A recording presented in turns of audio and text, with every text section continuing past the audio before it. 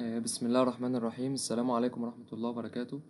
ازيكم يا شباب؟ ان شاء الله هنكمل اخر محاضرتين. كنا اتكلمنا عن اوبريتنج سيستم، اتكلمنا عنه في المحاضرة رقم 5 والمحاضرة رقم 6. النهاردة ان شاء الله المحاضرة رقم 7. اتفقنا ان احنا الاوبريتنج سيستم خدت منا محاضرتين. النتورك هنتكلم عن السكيورتي من ناحية النتورك، برضه هتاخد معانا محاضرتين، محاضرة رقم 7 ومحاضرة رقم 8. المحاضرة الجاية برضه هتبقى نتورك سكيورتي بارت 2. النهارده هنبدأ نتكلم عن احنا ازاي نعمل سكيورتي بس بقى من ناحية النتورك. قبل كده كنا بنتكلم من ناحية الاوبريتنج سيستم. تمام. فبيقول لك الاوت لاين بتاع المحاضرة هنتكلم عن اول حاجة، هنفتكر الكونسبت بتاعة النتورك، الاساسيات، الحاجات البسيطة اللي احنا كنا خدناها في النتورك. وبعد كده هنشوف ايه الثريتس وايه الفولنربيلتيز، ايه التهديدات والثغرات اللي موجودة في النتورك، وازاي نحميها، وازاي كاونتر ميجر اللي هي الاجراءات المضادة. تمام. فهو بيقول لك ان الشابتر دوت بيركز على حاجتين، بيركز على الثغرات، ودي محاضرة النهارده، ان انت هتفهم الهجوم، ايه الفولنربيلتيز اللي بتحصل، زي مثلا حاجة اسمها الواير تابنج، حاجة مثلا اسمها الدي او اس، الدي دي او اس. ده كله هنفهمه النهارده ان شاء الله. والمرة الجاية بقى هنتكلم عن البروتكشن ان شاء الله. تمام. تمام. عاوز اوضح بس ان المحاضرة دي ممكن تلاقي فيه مصطلحات كتير، يعني المصطلحات انت اول مرة تشوفها او ممكن عدت عليك قبل كده بس انت مش فاكرها، فركز معايا. لان المحاضرة دي هحاول اعمل ريكاب اكتر من مرة، لان ممكن تكون المحاضرة دي تقيلة شوية، بس هي لا، هي ما فيهاش حاجة يعني. تمام. اول حاجة بيقول لك نتورك ترانسميشن ميديا، يعني ايه؟ بيفكرك بالحاجات اللي هي الوسط، اللي هو اللي انت كنت بتنقل عليه الحاجة. فاول حاجة بيقول لك الواير او الكابل. فهو اول حاجة بيقول لك احنا هنشوفه من هنا بس عشان نوفر الوقت. فاول حاجة بيقول لك ان هو ازاي بيشتغل، فبيشرح لك بقى ببساطة، بيفكرك، بيقول لك ان هو بتستخدم الاشارات الكهربية مع الكابل. مثلا بيقول لك ان الاشاره مثلا، او الالكتريكال سيجنال، بتبقى ماشيه في طول الكابل كله، في اي نقطه في السلك تقدر تسمع في الاشاره دي. تمام. او تسمع الاشاره دي. فهو قال لك ان المميزات ان هو وايدلي يوزد، يعني ناس كتير بتستخدمه. تمام. ورخيص ومنتشر جدا. احنا اللي يهمنا بقى اللي هو الكولوم ده، اللي هو الاخير ده، يعني دي اصلا من النتورك، يعني المفروض ان احنا نكون عارفينها، فهو بيعمل لك ريكاب. اللي يهمنا بقى جزء اللي هو الويكنس، جزء اللي هي الفولنربيلتي، الثغرات اللي موجوده. فاول حاجه احنا بنتكلم عن الواير او الكابل. فقال لك ان ايه؟ اول حاجه ان هو بيقول لك فيه ايمانيشن. يعني ايه ايمانيشن؟ قال لك بيبقى فيه اشعاع، يعني مثلا الاشاره كل شويه تطلع بره الكابل، يعني ممكن حد يلقطها من غير ما يلمس السلك. فقال لك ان دي اول حاجه، دي vulnerability اللي هي الامينيشن. تمام. عندك حاجه تانية اسمها الواير تابنج. الواير تابنج دوت، ان هو مثلا انت السلك بتاعك اهو، ممكن حد مثلا يركب لك جهاز على السلك ده ويسرق لك الداتا منه. فدي برضو مشكله اسمها الواير تابنج او السبلايسنج. تمام. سبلايسنج. تمام. دي اول حاجه اللي هو الواير او الكابل. فقال لك ان الكابل سهل، بس سهل ان انت تتجسس عليه. تاني حاجة بيكلمك عن الاوبتيكال فايبر. الاوبتيكال فايبر دوت اللي كان بيستخدم اللايت، بيستخدم الضوء بدلا من الكهرباء. فقال لك ان الضوء بيجري جوه الياف زجاجية اللي هي الجلاس فايبرز دي. تمام. قال لك ان هو اميون تو ايمينيشن، يعني مفيش اشعاع. احنا كنا قلنا الواير او الكابل اللي هو الاولاني ده بيبقى فيه ايمينيشن، بيبقى فيه اشعاع. تمام. هو بيقول لك هنا هو عرضة للانبعاث، الاشعاع والحس والتنصت المادي او تقطيع الاسلاك، ان هو بيوصف لك يعني الفولنربيلتي اللي ممكن تحصل من الواير ده.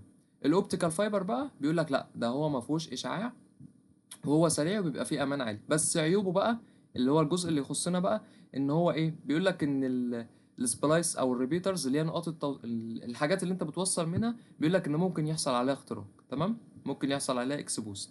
يبقى دي تاني حاجه احنا اتكلمنا عنها، الاوبتيكال فايبر. تالت حاجه الميكروويف. الميكروويف اللي هي كانت اشاره في الهواء، اللي هي الراديو يعني. ولازم لاين اوف سايت. لاين اوف سايت اللي هو لازم خط رؤيه مباشر، او بيقول لك باث دايركتلي ما بين السندر والريسيفر. لازم خط ما بين السندر والريسيفر، ديت اللي هي الميكروويف.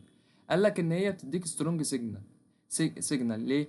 لان هي بتديك اشاره قويه وما بتتاثرش قوي بالطقس. تمام. يعني شويه كلام كده، يعني ايه؟ اقراه ماشي.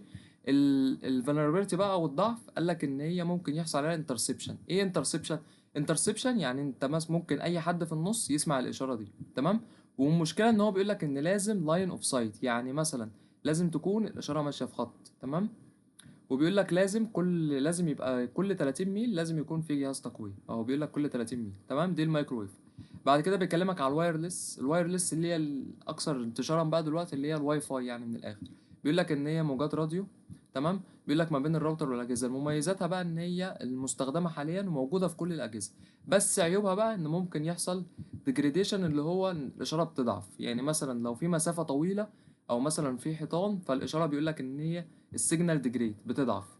ممكن برضو يحصل انترسبشن، ان اي حد يلقط الاشاره دي. ممكن يحصل مشاكل في البروتوكول زي الاس اس اي دي او الماك سبوفينج. تمام.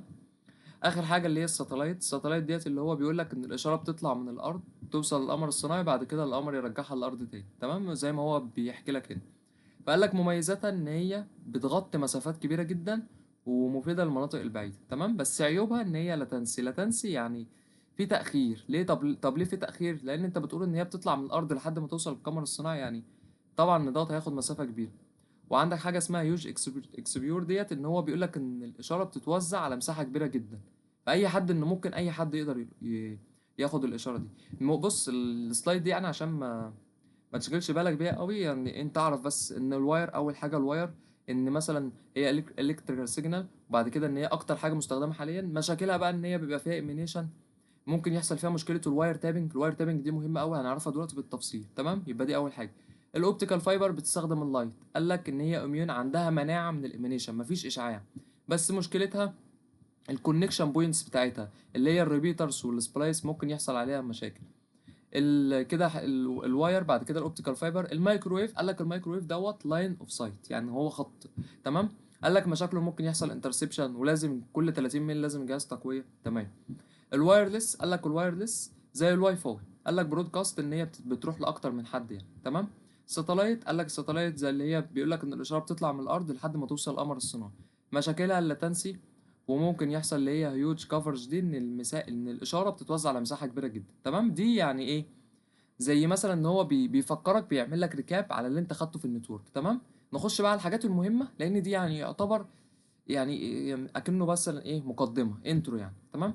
نخش بقى على الحاجات اللي هي هتفيدنا احنا بقى. تمام. اول حاجه الكوميونيكيشن فولنربيلتي، يعني ايه الثغرات؟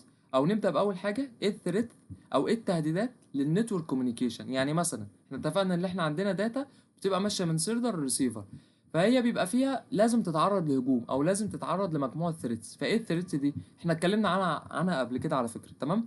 اللي هي ايه؟ اول حاجه الانترسبشن.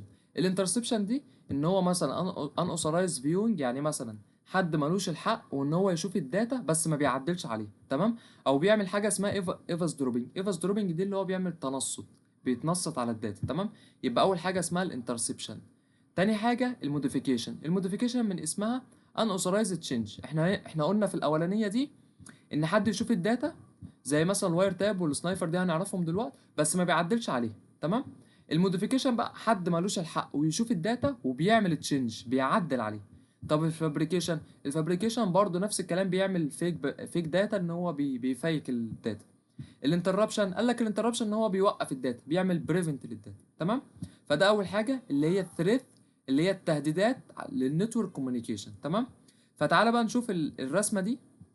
اول حاجه الرسمه دي بيقول لك ايه؟ بيقول لك ان المثال دوت بيقول لك ان الاتاكر إيه المكان اللي هو ممكن يعني مثلا ممكن يحصل فين والداتا بتتنقل. فاول حاجه بص، اول حاجه انت السندر اهو، دي الشبكه اللي هي اللان، الشبكه بتاعتك انت، يعني مثلا انت اللي بتبعت داتا، فانت ايه اسمك السندر. تمام. فممكن يحصل عليها إيه اتاكر، اللي هو ايه، اللي هو حاجه اسمها روج ريسيفر. ايه روج ريسيفر او سنايفر او واير تاب؟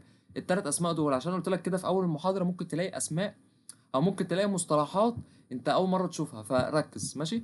اول حاجه اللي هي روج ريسيفر دي او سنايفر او واير تاب، بيقول لك ان هو بيبقى زي حاجه كده، جهاز في الشبكه عندك بيلقط الداتا اهو. بص هو شرحها لك تحت اهو.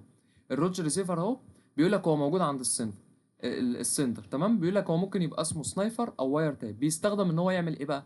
بيكابتشر الداتا بس بشكل لوكال. تمام. فهو قال لك هو جهاز مسيف في نفس الشبكه بيسحب الداتا. يبقى اول حاجه عند اللان ممكن يبقى في حاجه اسمها روج ريسيفر او سنايفر او واير تاب. تمام. كده خلصنا من اللان. تعالى نمشي يلا على السلك. مش الداتا هتطلع من اللان وتمشي على السلك ده؟ فنمشي على السلك هيطلع لك مشكله تانية، اللي هي ايه؟ اللي هي الواير تاب. ايه الواير تاب دي برضو؟ قال لك اللي احنا لسه قايلينها دلوقتي، اللي هي دي، اللي هو مثلا يبقى جهاز محطوط على سلك. فقال لك الواير تاب دي اهي. الواير تاب اهو، حد يوصل على السلك، يعني مثلا بيوصل على السلك وياخد الداتا بقى، ياخد الداتا بتاعتك. تمام. يبقى احنا كده خلصنا اللان وخلصنا لما انت تمشي على السلك. نخش بقى على الوان. الوان بقى ممكن يحصل فيها مشاكل، زي مثلا ان الداتا عندك بتبقى مكشوفه، فممكن يحصل مشاكل مثلا، يعني مثلا مشاكل زي الساتلايت، الميكرويف انترسبشن، الوايرد انترسبشن. فدي ممكن مشاكل كتير تحصل لك عند الواي. تمام.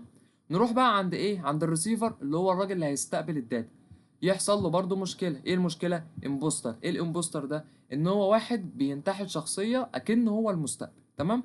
فخلاصه السلايد دي ان هو بيعرفك اول حاجه اللي احنا عندنا شويه ثريت. ايه الثريت دي؟ شويه تهديدات للكوميونيكيشن، للنتورك كوميونيكيشن، اللي هي الانترسبشن والموديفيكيشن والفابريكيشن والانتربشن.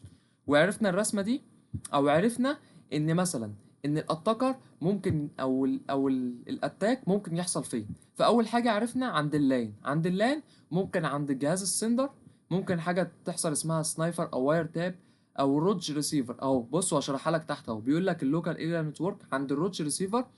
بيقول لك عند جهاز السندر ممكن يحصل حاجه ان هو يعمل ايه، هيكابتشر الداتا بس بشكل لوكال. تمام. طب عند الريسيفر، عند الراجل اللي هو بيستقبل الداتا، بيقول لك عندك حد اسمه امبوستر. الامبوستر دوت بيقول لك هو ان اوثرايزد، ان هو واحد ملوش الحق بينتحل شخصيه الريسيفر. تمام. يبقى ده احنا خلصنا جزء ايه، جزء اللوكال، جزء اللان هنا واللان هنا. تمام.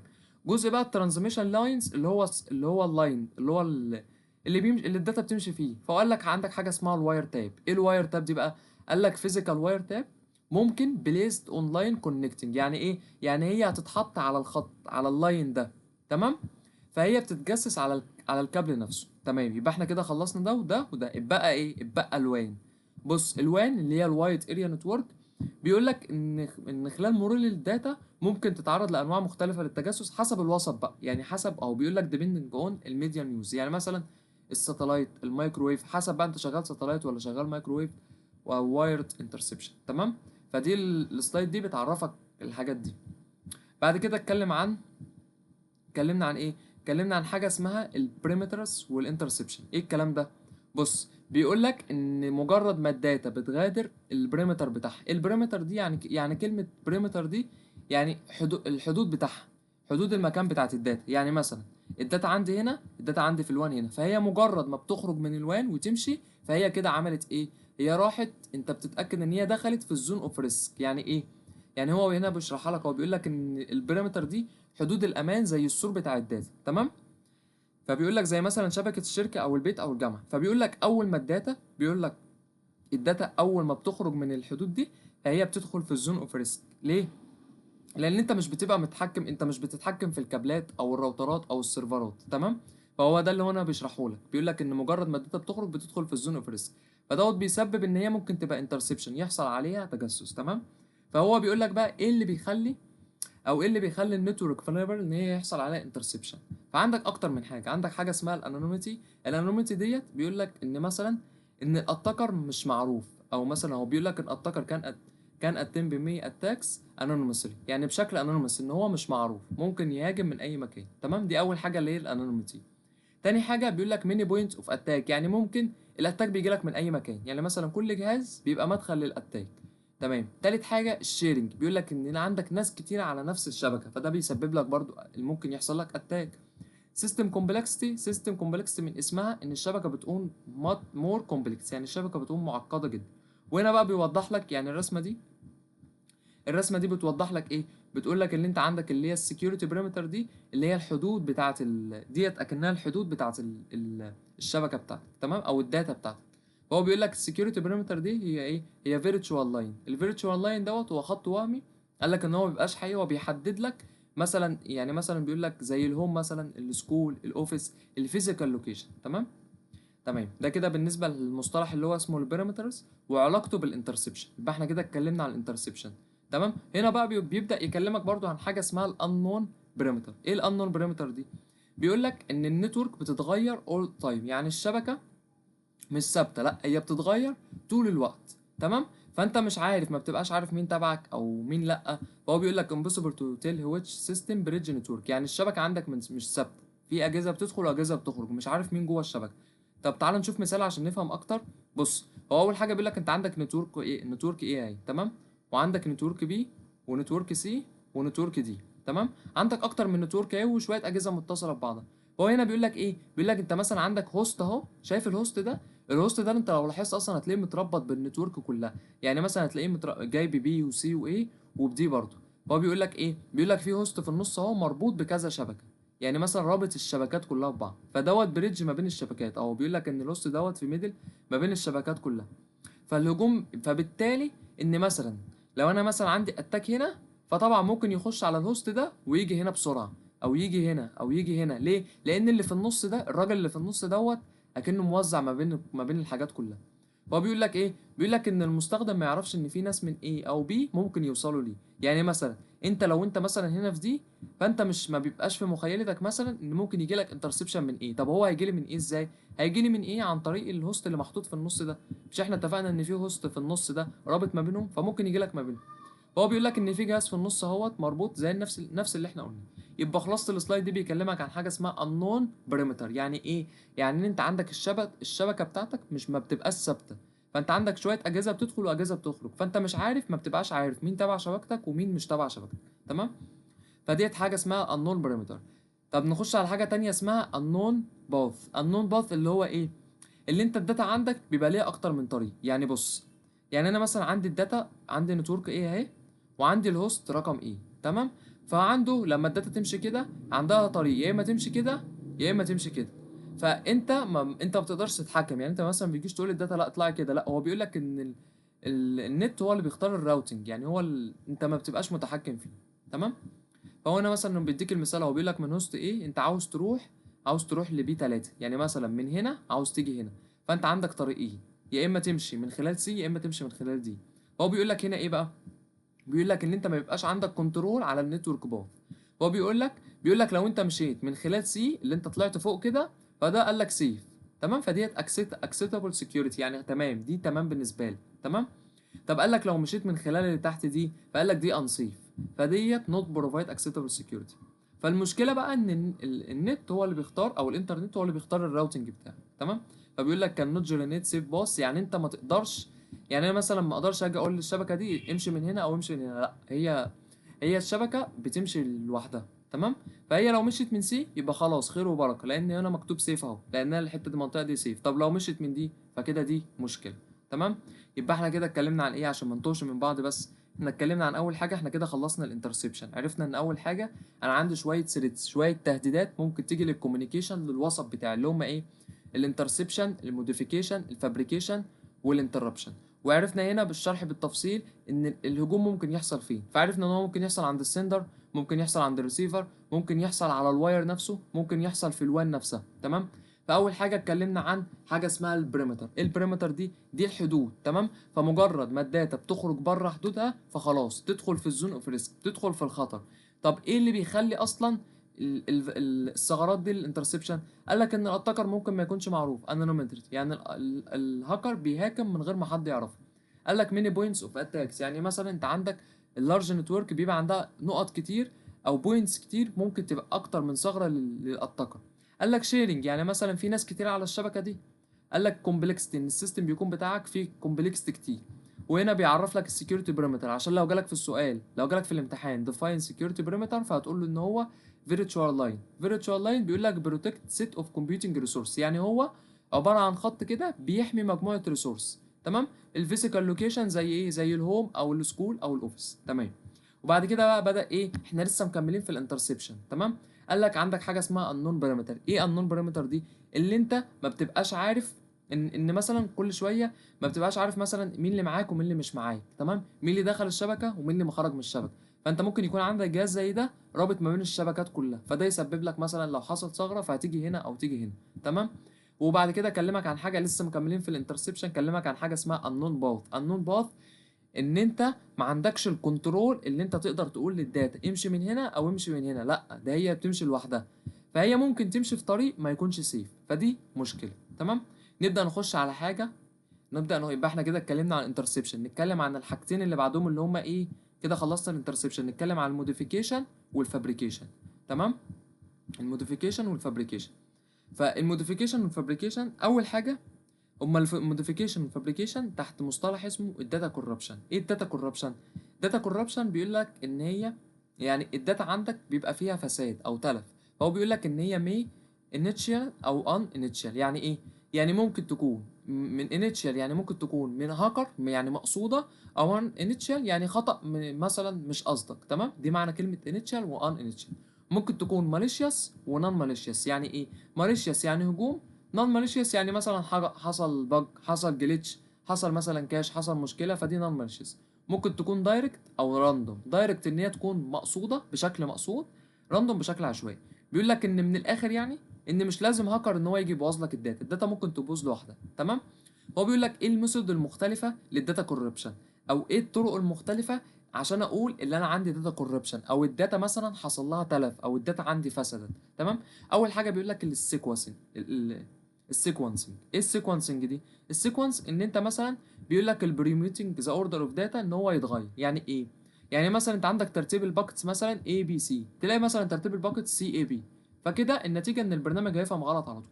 فكده حصل حاجه اسمها ايه؟ سيكونسنج، يعني الترتيب بتاع الباكتس اتغير.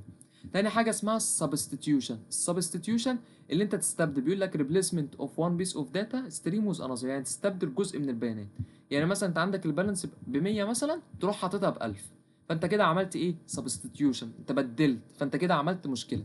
insertion اللي انت تدخل بيانات زياده، مثلا تضيف مثلا داتا فيك مثلا، ريكوست مثلا ماشي تروح حاطط فيه مثلا ماليشيوس كود مش عارف ايه، كده انت عملت انسيرشن. ريبلاي دي بقى، ريبلاي دي وهنعرفها بالتفصيل دلوقتي. بيقول لك الريبلاي دي اللي انت بتعيد استخدام بيانات قديمه. يعني مثلا انت عندك داتا قديمه، او ليجيتيميت داتا، انت عندك داتا عادي تقدر انترسبتد اند ريوزد. تمام. فانت بتعيد استخدام داتا قديمه. وهنا برضو بيكلمك عن السورسز بتاعت الداتا كوربشن. هو برضو هنا ما زال بيوضح لك ان الداتا كوربشن ممكن مش لازم اقول ان انا عندي الداتا باظت يبقى مثلا الاتاكر دخل بوظ لي الداتا. لا، ممكن مثلا وانت بتكتب مثلا تعمل ايرور مثلا، او ماليشيوس كود. تمام. او ممكن مثلا هاردوير فيلير، ممكن مثلا يحصل فيلير في الهاردوير، او ممكن مثلا سوفت وير فلو، مشكله في السوفت وير، ممكن مثلا مشكله في الوسط في الترانزميشن. تمام. ممكن مثلا الهيومن ميستيك، انت كمثلا وانت بتعمل حاجه تعمل مشكله، او مشكله في البروجرام. من الاخر يعني من اخر السلايد دي بيقول لك ان الداتا كوربشن هي التلف او الفساد بتاعه البيانات. فهي ممكن تكون initial او ان initial، ممكن تكون malicious او non malicious، ممكن تكون directed او random. من الاخر هو عاوز يوضح لك او يوصل لك رساله ان الداتا كوربشن دي ممكن تيجي من اكتر من مكان. طب ايه بقى الميثود المختلفه او الطرق المختلفه بتاعت الداتا كوربشن؟ قال لك ممكن تبقى سيكونسنج ان انت عندك ترتيب الباكتس يتغير، فدي مشكله. سبستيتيوشن اللي انت تبدل جزء من البيانات تحط جزء مكان جزء، فدي طبعا كارثه. انسيرشن تدخل داتا زياده او تدخل ماليشيوس كود. ريبلاي، طب تعالى بقى نشوف الريبلاي اللي احنا عمالين نتكلم عليها دي. سيمبل ريبلاي اتاك. ايه بقى الريبلاي اتاك دي؟ بص، بيقول لك الريبلاي اتاك بيقول لك ان الهاكر بيسجل الداتا ويرجع يستخدمها تاني. لا انا مش فاهم حاجه. بص، اول حاجه بيقول لك ان اليوزر بيبعت اي دي عادي جدا. تمام. واهو بعت اي دي عادي اهو، ويبعت الباسورد، بس الباسورد معمول له انكريبشن. تمام. فاول ستيب ان اليوزر يبعت الاي دي، تمام، الاي دي مش متشفر. تمام. والباسورد يتبعت، بس يتبعت متشفر. تمام. فبيقول لك ان الاتاكر بيعمل ايه بقى؟ الاتاكر بيعمل انترسبت، يعني بيوقف. بص الاتاكر هنا اهو عمل ايه؟ انت اليوزر اهو، يعني بص هو اهو دخل الاي دي ودخل الباسورد معمول له انكريبشن، فيجي الاتاكر هنا يعمل ايه؟ يوقفهم، يقول لهم استنوا. تمام. يوقف الاي دي والانكريبتد سترينج اللي هو الباسورد المتشفر، فياخد الاي دي وياخد الباسورد انكريبتد. الستيب الرابعه بقى اللي هو يعمل ايه؟ يعمل ريبلاي او انترجكتس. يعني ايه؟ يعني بيرجع نفس الباكت تاني. تمام. بيقول لك يعمل ريبلاي ذا سيم انكريبتد باسورد، يعني بيعيد ارسال نفس البيانات تاني. تمام. او بيقول لك الاتاكر ريبلاي ليتر، بيعيد نفس الباكت. تمام. فهو بيقول لك ان السيرفر بيقبل ليه؟ لان السيرفر هو شايفها فاليد، فبالتالي هنا في مشكله. ليه؟ لان الاتاكر كده دخل، الاتاكر هو سكسسفولي عمل انتحال شخصيه، ان هو شافها ان السيرفر شافها فاليد، وخلاص ان هو عمل بريك الانكريبشن وعرف الباسورد بتاعك. فدي اللي هي اسمها المشكله بتاعت ايه؟ سيمبل ريبلاي اتاك، وديت من الميثود بتاعت الداتا كوربشن. تمام. فهنا بيقول لك ان اخطر مشكله ان الهاكر اصلا هو ما فكش التشفير ده، هو خده بالانكريبشن بتاعه. يعني هنا ما جاش مثلا قال لك لا ده هو عمل حاجه ان هو يفك التشفير، لا ده هو قال لك ايه؟ قال لك انت كيوزر دخلت الاي دي عادي جدا ودخلت الباسورد معمول له انكريبشن، راح الاتاكر موقفهم وعمل لهم حاجه اسمها ايه؟ عمل حاجه اسمها الريبلاي. فدخلت على السيرفر، فالسيرفر ما يعرفش ان في اتاكر، فالسيرفر قبلها عادي، والاتاكر عمل ايه؟ كسر الانكريبشن اللي انت كنت عامله، ونجح ان هو يعرف الباسورد بتاعك. تمام. فدي المشكله بتاعت ايه؟ السمبل ريبلاي اتاك. بيقول لك اللي انت عندك اذر ريبلاي اتاكس اكزامبل. بص، في حاجه اسمها الكوكيز. لو انت ده عملت مثلا كليك يمين وعملت انسبكت، وهتشوف في حاجه اسمها تقريبا، مش عارف موجوده جوه فين، بس هي هتلاقيها على اليمين كده، حاجه اسمها الكوكيز. الكوكيز دي يعني زي حاجه كده بتخزن لك السيشن اللي انت فيه. انت مثلا لما بتخش على موقع مثلا امازون مثلا، وتعمل مثلا اي حاجه من عليه، فدي بيبقى اسمها سيشن. الفتره اللي انت بيبقى فيها دي اسمها سيشن. المده اللي انت بيبقى فيها دي، مجرد ما بتخرج السيشن دي بتتقفل. فهو بيقول لك ايه؟ بيقول لك عندك حاجه اسمها الكوكي هايجاكينج. اللي هو يعمل ايه؟ هو هنا بيشرح لك، بيقول لك ان الويب بيعتمد على الايميل سيرفيس، بيستخدم الكوكيز ان هو بيخلي اليوزر لوج ان. يعني مثلا بيخليك انت مسجل دخول في الصفحه. هو بيقول لك ايه؟ بيقول لك ان الاتاكر ممكن يعمل انترسبت او اكستراكت الكوكيز دي. يعني يعمل ايه؟ مش انا اتفقت معاك ان الكوكيز دي بتقول لك مثلا انت قاعد في السيشن دي الفتره دي، فاول ما بتخلص خلاص. فهو بيقول لك لا، ان الاتاكر بيعمل ايه؟ بيسرق الكوكيز دي او يعمل لها انترسبت. فهو ممكن يعمل ايه؟ يفتح بقى السيشن بتاعتك ديت ويبدأ يعمل عليها الثغرات، او ممكن يعمل هاكينج على الحاجة اللي انت كنت بتعملها. فدي مشكلة، او مشكلة تانية من الريبلي اتاك، اللي هي الكوكي هايجاكينج.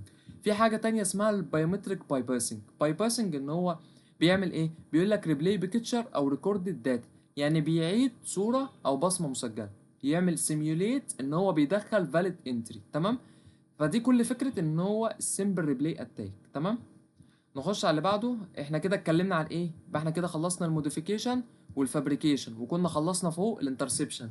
اللي باقي ايه؟ اللي باقي اللي هو الانتربشن. ايه الانتربشن بقى؟ بص، الانتربشن اللي انت بتعطل الخدمه من الاخر، من اسمها انتربت. مش معنى كلمه انتربت ان مثلا حد يكون بيتكلم وانت توقفه في النص او تعطل الكلام، هي نفس الكلام بالظبط. انتربشن يعني لوس اوف سيرفيس. لوس اوف سيرفيس يعني ايه؟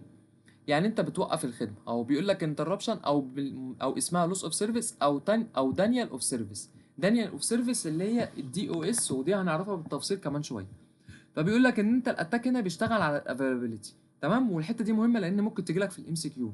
يجي يقول لك مثلا ان الدي او اس بيشتغل على انهي، على مثلا الكونفيدنشاليتي، ولا الانتجريتي، ولا الافيلابيلتي. فهتقول له الافيلابيلتي ليه؟ لان انا بخلي الخدمه مش افيلابل. يعني ايه؟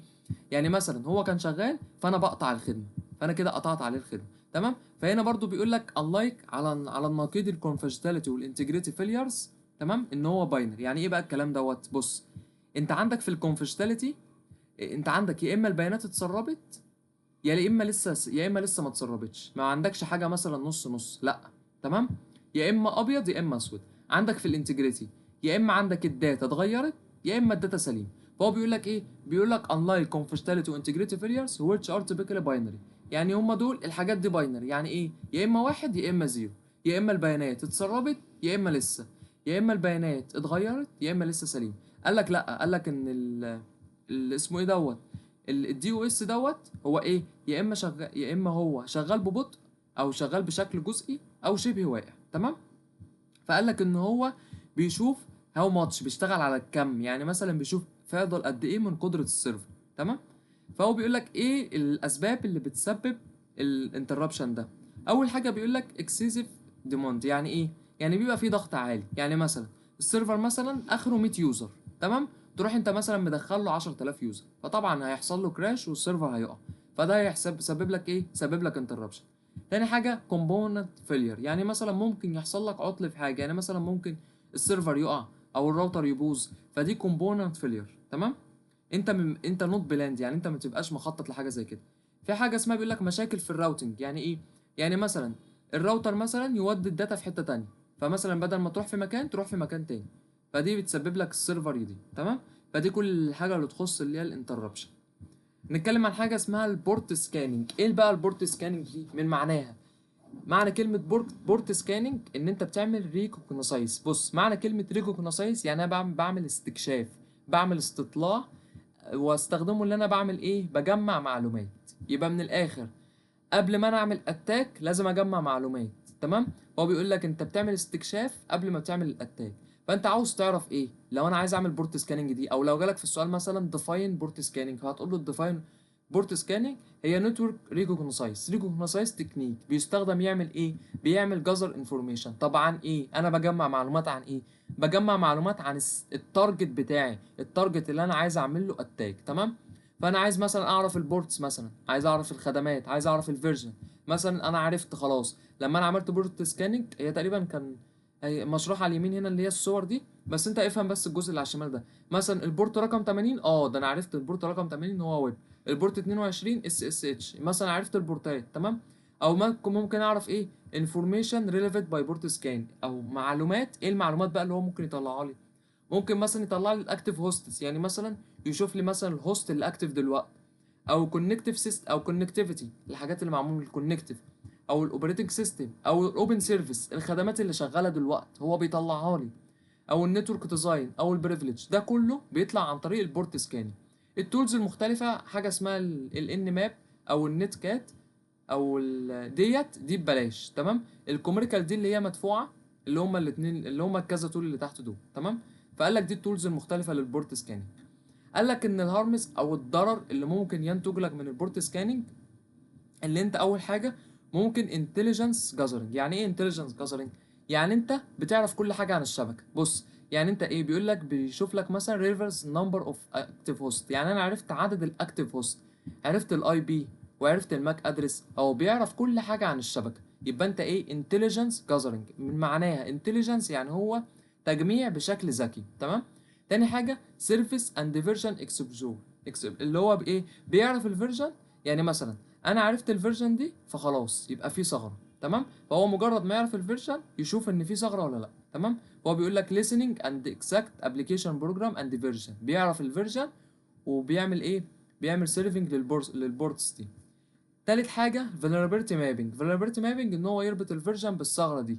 يعني مثلا الفيرجن دي يبقى خلاص انا اعملها. هو بيقول لك by matching known software flows to specific version، يعني انت تربط الثغرات بالفيرجن. بريفليج بروفايلنج يعني يعرف من الادمن. تمام. هو بيعرف اليوزر اي دي ويعرف الادمن برضو.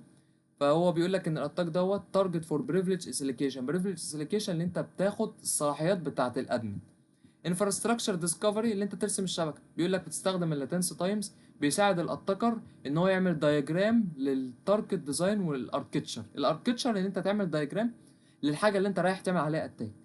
اوتوميتد ماس اكسبلانيشن ان انت بتلف على اكتر من حاجه، اللي هي الاي بي ادرس، تقعد تلف على اكتر من اي بي ادرس. انكريز اللي انت بالاخر واحده دي انكريز اتريفنس ديت، اللي انت ان انت عندك لما السيستم عندك يبقى واضح، فانت خلاص التارجت بتاعك بيبقى سهل من الاخر يعني. تمام. فهو بيقول لك الانفورميشن ابير بيخلي لك الحاجه مور اتراكتيف تارجت. تمام. خلينا بقى قبل ما نخش على مرحله الايفالويشن دي، انا هعمل ريكاب عشان بس ايه، انا عارف ان المحاضره دي ممكن تكون دسمه شويه، فهعمل ريكاب بس عشان ايه تربط معايا بس اللي اتقال من اول المحاضره. تمام. احنا اول حاجه اتكلمنا عن دي بقى بقراها براحتك كده. ان اول حاجه تعرف ان انت عندك حاجه اسمها الواير، الاوبتيكال فايبر، الميكروويف، الوايرلس، الساتلايت، وتعرف كل واحده ازاي بتشتغل والسترينث بتاعتها. ودي اهم حاجه، اللي تعرف الفولنربيلتي او الثغرات او الويكنس او الضعف في كل واحده. تمام. وبعد كده بقى اتكلمنا عن الحاجه اللي هي تخصنا احنا، الكوميونيكيشن ميديا فولنربيلتي، ان انا عايز اعرف ايه الثريتس، ايه التهديدات للنتورك كوميونيكيشن. فانا عرفت اول حاجه عندي الانترسبشن اللي انت توقف الداتا بس مش هتعدل عليه. تاني حاجه الموديفيكيشن اللي انت بتعدل في الداتا. الفابريكيشن بتعمل فيك داتا. تمام. الانتربشن اللي انت خلاص بتوقف، بتعمل لوس للداتا. وهنا فهمنا ان الهجوم ممكن يحصل فين. تمام. ان الهجوم ممكن يحصل فين. فعرفنا ان اول حاجه على اللان ممكن يحصل حاجه اسمها روج ريسيفر او سنايفر او واير تاب، اللي انت بتحط جهاز جوه ويعمل كابتشر للداتا. ممكن على السلك يبقى حاجه اسمها الواير تاب، اللي انت توصل على الكابل دوت وتسرق الداتا. ممكن في الوان بيقول لك بتعتمد على حسب الميديم اللي انت مستخدم، يعني مثلا ساتلايت او مايكروويف انترسبشن او الوايرد انترسبشن.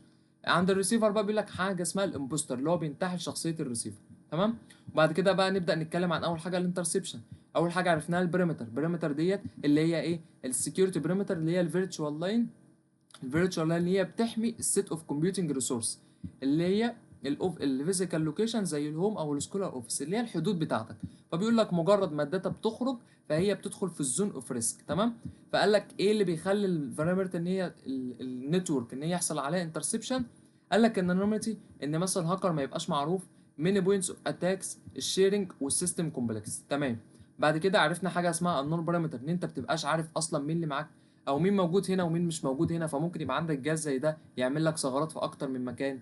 بعد كده عرفنا حاجه اسمها النون باث اللي انت مثلا الداتا مش عارف هل هي هتيجي هنا ولا هتيجي هنا. طب هي لو جت هنا هتبقى سيف، طب لو جت هنا مش هتبقى سيف، فانت ما بتبقاش عارف. تمام. بعد كده اتكلمنا عن حاجه اسمها الداتا كوربشن. ايه الداتا كوربشن دي؟ داتا كوربشن اللي هي انيشال او ان انيشال او ماليشيوس او نون ماليشيوس او دايركتد او راندوم، اللي هي الداتا بيحصل فيها تلف. ومش لازم تكون من اتاكر، لا مش لازم، ممكن يحصل مثلا من ايرور او فيلير او بروجرام ايرور او هيومن ميستيك. طب قلنا ايه الطرق المختلفه للداتا كوربشن؟ قلنا عرفنا السيكونسنج ان مثلا تغير ترتيب الباكتس، سبستيتيوشن تستبدل جزء من الداتا، الانسيرشن تدخل بيانات زياده، الريبلاي اللي انت تعيد استخدام. طب فهمنا الريبلاي دي، تعال نخش على الريبلاي.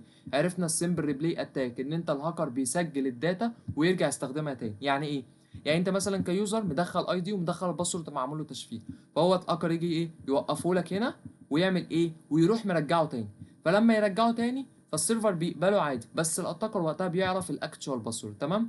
وعرفنا الانواع المختلفه، الكوكا الهايجاكينج والبايومتريك باي باسنج. بعد كده عرفنا الانتربشن اللي هو لوس اوف سيرفيس اللي انت بتقطع الخدمه، وبرده او الدانيال اوف الدي او اس. تمام. وعرفنا ان دي مهتمه بالافيلابيلتي اللي انت بتوقف ان هي تكون افيلابل. طب ايه الاسباب اللي تسبب الانتربشن؟ اللي انت مثلا بيبقى عندك اكسسيف ديماند، يعني مثلا يبقى الضغط عالي، او يحصل فيلير في اي كومبوننت، او الراوتنج مشاكل في التوجيه. تمام. ايه بقى البورت سكاننج؟ اخر حاجه اتكلمنا عليها ان انت بتعمل ريكوجنايز يعني استطلاع، ريكوجنايز تكنيك تجمع معلومات عن التارجت، عن السيستم اللي انت رايح تعمل له هاك. فهو قال لك المعلومات اللي ممكن تعملها تطلعها ان انت تطلع الاكتيف هوستس، الهوستس اللي هي تكون اكتيف، او الكونكتيفيتي، او الاوبن سيرفيس الخدمات المفتوحه، او النتورك ديزاين انا اعرف الديزاين بتاع النتورك. تمام. ده كله عن طريق الان ماب او النت كات او الاسم البتاع دوت اللي هو ان هو كله بيكون ايه بيكون كوميونيكال اللي هو بص الاثنين دول مجاني واللي تحت دول مدفوع. تمام. بعد كده عرفنا البورت سكاننج اللي هو ايه الضرر بقى من البورت سكاننج.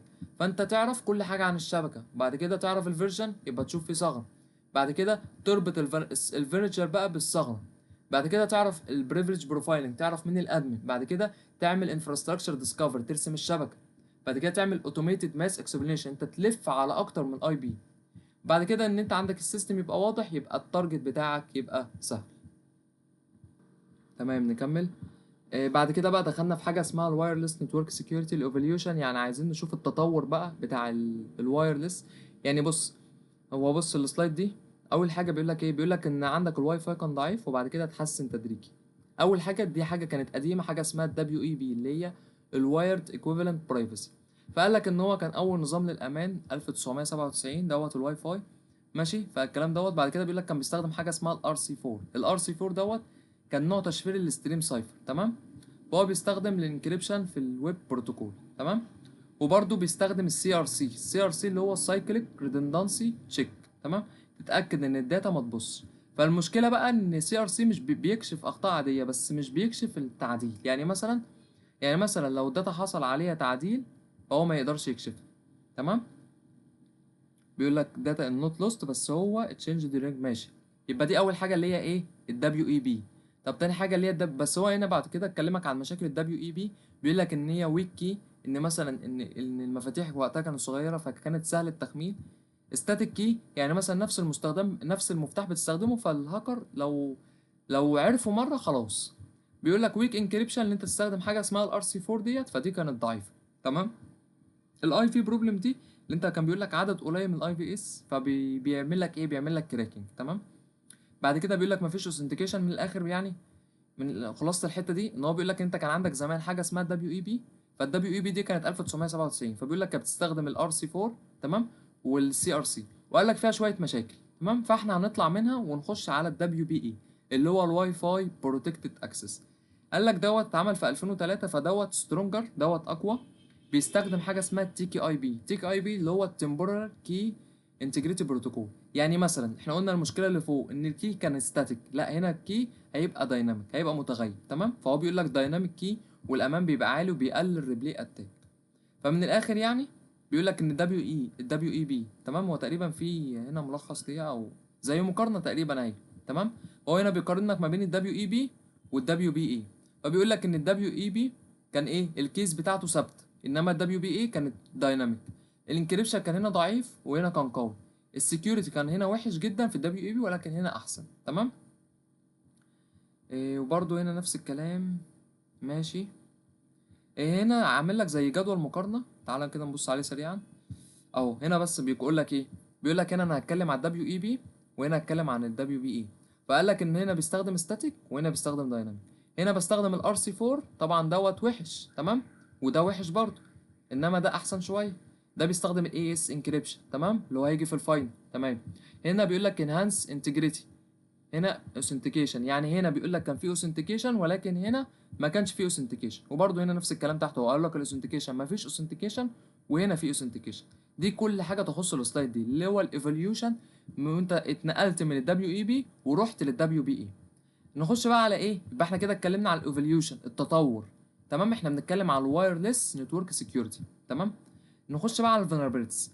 ايه بقى الثغرات او ايه الحاجات اللي ممكن تقابلك في الوايرلس؟ اول حاجه بيقول لك كونفشتاليتي. ايه الكونفشتاليتي دي؟ بيقول لك ان ممكن عندك الواي فاي، بيقول لك كل مسج في الواي فاي برودكاست ان انت مثلا بتتوزع على اكتر من شخص. وقال لك انكريبتد مسج قال لك read by anyone who's listening and within a range. يعني ممكن رسائل مش معمول لها انكريبتد تتقري بواسطه اي شخص، يعني اي حد يقدر يسمع. يعني مثلا لو الواي فاي عندك مفتوح ممكن يشوف كل الداتا اللي عندك. فدي مشكله في ايه؟ في الكونفشتاليتي. تاني حاجه الانتجريتي بيقول لك ان عندك النظام بيأكسبت one with greater signal strengths. يعني ايه؟ النظام بيقبل الاشاره الاقوى. تمام، بياخد احسن اشاره، اقوى اشاره. فبيقول لك ان الاتاكر بيعمل حاجه اسمها الماكس بوفينج. تمام، السيجنال بتكون اقوى فبيخدع الراوتر، وهنعرف الماكس بوفينج دي كمان شويه. تمام، فمن الاخر يعني نعرف الانفيرمنت اللي موجوده اللي هي الكونفشتاليتي، وبعد كده الانتجريتي. الافيلابيلتي بيقول لك الافيلابيلتي ان ممكن مثلا مشاكل مثلا زي ايه؟ سيشن هايجاكينج، مثلا حاجه اسمها الجامينج اهو، مديك الامثله تحت اهي. بيقول لك ان المشاكل اهي السيشن هايجاكينج، الفورس ديستريشن ديت والجامينج، اعرف اسمها بس وخلاص. ان اوثرايز واي فاي اكسس. يعني ايه ان اوثرايز؟ يعني مثلا حد يدخل على الشبكه من غير اوثرايز، من غير ما يكون ليه الاذن.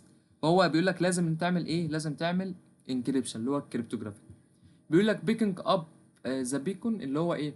بيقول لك انت لو الشبكه عندك انت عامل لها هيدن، بيقول لك الهيدن اس اي دي اس. لو انت عندك الشبكه عامل لها هيدن فالاجهزه عندك بتقول فين الشبكه دي، فيعرف اسم الشبكه على طول. تمام، فهي دي اللي هي حته البيكينج اب، ان هو بيعمل لها بيك اب، بيلقط الشبكه. الاس اس اي دي ان اول فريمز بيقول لك ان اسم الشبكه موجود في كل باكت، فهو سهل ان هو يسحب اسم الشبكه، يعمل لها سنايفنج. من الاخر يعني الحته دي بتقول لك ايه؟ شويه ثغرات ممكن تحصل لك في جزئيه الوايرلس. تمام، اخر حته بقى دي تقريبا دي اللي مشهوره، اللي هي اسوسيشن ايشوز. اللي هو ايه؟ اللي هو مثلا بيقول لك ان الواي فاي كلاينت، انت مثلا لو رحت مكان زي مثلا ماكدونالدز او ستاربكس مثلا، بيقول لك ان هو بيعمل لك اوتو كونكت. يعني ايه؟ بيعمل لك اوتو كونكت على طول للواي فاي. هو بيقول لك without additional security measures. يعني مثلا ما بيطلبش مثلا منك حاجات، ما بيطلبش مثلا منك شويه سكيورتي مثلا، لا. هو بيقول لك ان الاتاكر بيعمل ايه؟ او بيقول لك انت دلوقتي معاك الستاربكس واي فاي والماكدونالدز، فهو بيقول لك ان الاتاكر بيعمل ايه؟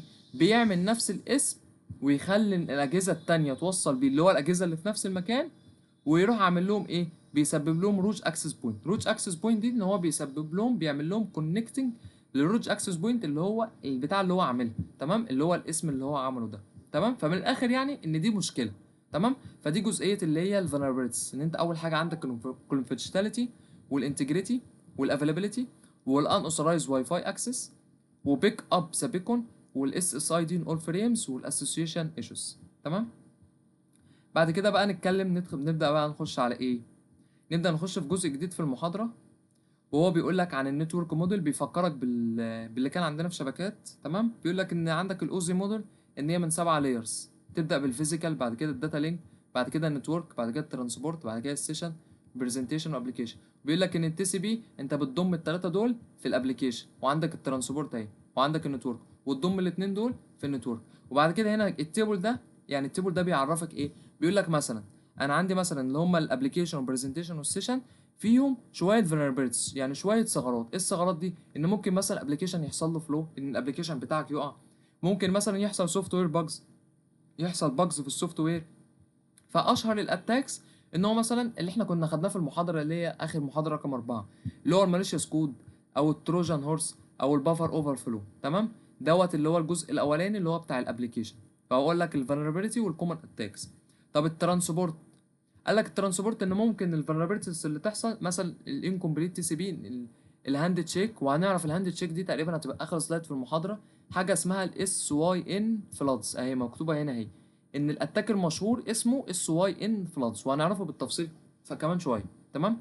بعد كده اكلمك عن النتورك. قال لك النتورك ان ممكن الثغرات او الفولنربيلتيز اللي انت واثق في الراوترز وان اوثرايزد الاي بي باكتس. يعني مثلا انت ممكن يحصل لك مشاكل مثلا في الاي بي او مثلا او انت بيبقى عندك امبليسيت تراست، يعني انت بس تبقى واثق في الراوترز دي بيحصل لك منها مشاكل. زي ايه؟ زي مثلا اي بي سبوفنج او دي ان اس بواسنج، ان هي او حاجه اسمها تير دروب، ودي هنعرفها دلوقتي بالتفصيل. اللي هم الحبه اللي فوق دول هنعرفهم دلوقتي بالتفصيل. تمام، هو هنا ذاكر لك اسمهم بس. بعد كده اخر حاجه اللي هي الداتا لينك، بيقول لك ايه الفولنربيلتيز او ايه الثغره. قال لك بقى ان انت عندك الترانزيت السيجنال ان هي سهل ان انت تعمل ريبليكابل للاي دي اس. تمام، وبيشرح لك بقى حته اللي هو كل الفولنربيلتيز دي. وبعد كده بيقول لك الكومن اتاكس، الاتاكس المشهوره هنا اللي انت ممكن تعمل سيجنال انترسبشن. من الاخر يعني هنا بيحاول يوضح لك شويه مصطلحات، بيوضح لك اللي احنا هنكمل فيه بقيه المحاضره. وبرده تقريبا التيبل ده نفس الكلام برده، يعني هو تقريبا ده مكرر من اللي فوق. تقريبا يعني. ماشي، فتعالى برضو نعدي عليه سريع. اول حاجه بيكلمك عن، بيقول لك في الاوزي لاير اسمها الفيزيكال. تمام، في الاوزي لاير اسمها الفيزيكال اللي هي دي. تمام. في لك في التي سي بي، في التي سي بي اسمها ايه؟ اسمها نتورك اكسس. تمام. تمام. فبيقول لك البرايمري فولنربيلتيز او ايه، او يقول لك الثغرات او انت ممكن تعمل ثغره على ايه. فبيقول لك ممكن تعمل على الكابل او الفايبر او الميكروويف او الريبيتر ريكويرمنت. تمام، فدي الحاجات اللي انت ممكن تعمل عليها فولنربيلتيز. فقال لك انواع الثريتس بقى انت ممكن تعمل ايه. مش احنا اتفقنا كابل؟ فممكن تعمل انترسبشن، مثلا انت تتنصت تعمل انترسبشن تحط حاجه على الكابل ده، او ممكن تعمل انتربشن انت تقطع الكابل خالص او توقف الخدمه اللي هي اللوس. تمام. فقال لك امثله، قال لك امثله برضو. تقريبا الامثله هنا اللي هو حاجه اندستريال راديشن اللي انت، والواير تاب والكابل سبلايسنج. بص انت البتاعه دي اقراها بس وخلاص. تمام. تمام. فهنا بيقول لك امثله من الاتاكس. تمام، دي امثله اللي هو الاندستنس دي والواير تاب والكابل سبلايسنج. بعد كده بيقول لك الداتا لينك، الداتا لينك في الاوز لاير اهي، المقابل ليها النتورك اكسس. تمام. بيقول لك البرايمري فولنربيلتيز اللي انت بيحصل مثلا الماك فيزابل او الفريم. تمام. الانترسبشن او قصدي انواع الثريتس اللي ممكن تحصل في الداتا لينك او في النتورك. انت ممكن تعمل انترسبشن او ممكن تعمل فابريكيشن. تمام. قال لك بقى ان اشهر الاكزامبل بتاعه الاتاك حاجه برضو اسمها اللي هي سبوفنج، وسبوفنج دي هنعرفها دلوقتي. تمام. بيقول لك النتورك في الاوز لاير اهي، النتورك اهي. بيقول لك المقابل ليها الانترنت، ادي المقابل ليها الانترنت. بيقول لك الفولنربيلتيز، انا عارف اللي هي ممله، والله عارف ان الاثنين سلايد دول مملين جدا، بس طبعا الكلام مش اللي بتوع اي تي. تمام. فنكمل. النتورك بيقول لك في الاوز لاير عندك النتورك اهي. تمام، المقابل ليها الانترنت. تمام. فبيقول لك ان الفولنربيلتيز الثغره اللي ممكن تحصل في الانترنت ان ممكن مثلا الراوتنج بروتوكول او الاي بي ادرس. ليه؟ لان انت بتتكلم في جزء الاي بي، فممكن يحصل تغيير فيه او تعديل فيه.